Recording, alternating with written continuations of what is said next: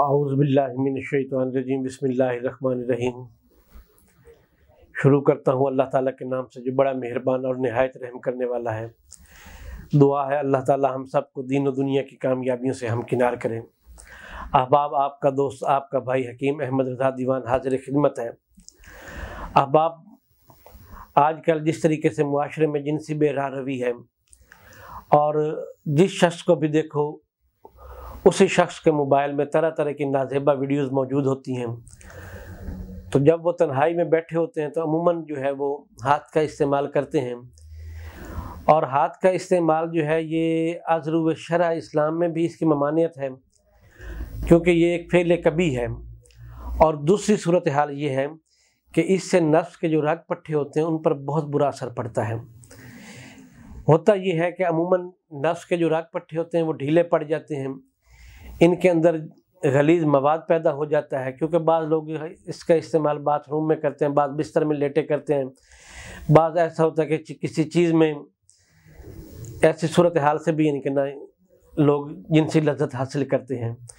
وہ وقتی طور پر ان کو یہ جنسی لذت حاصل ہو تو جاتی ہے، جنسی تسکین ہو تو جاتی ہے، اور چونکہ جب ذہن پر یہ چیز سوار ہوتی ہے تو انسان کسی بھی قسم کا ڈر، جھجک اور بلا خوف و خطر ہاتھ کا استعمال کرتا ہے۔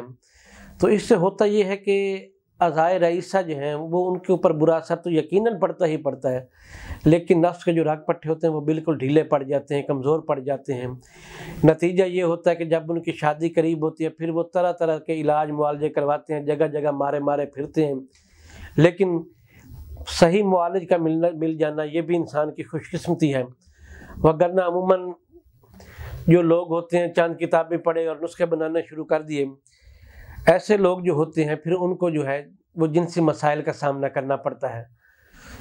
تو ایسے احباب کے لیے میں یہ ایڈوائز کروں گا، ان کو مشورہ دوں گا کہ میرے بھائی زندگی بہت قیمتی چیز ہے، اپنی زندگی کو اپنے ہاتھوں سے ضائع نہ کریں، اپنی طاقت اور توانائی کو اپنے ہاتھوں سے ضائع نہ کریں۔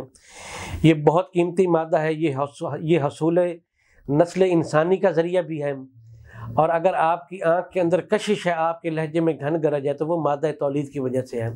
اس کو معمولی نہ سمجھیں، اس کو ضائع نہ کریں، اس کی حفاظت کریں، اور جو ہاتھ کا استعمال ہے اس سے بچیں۔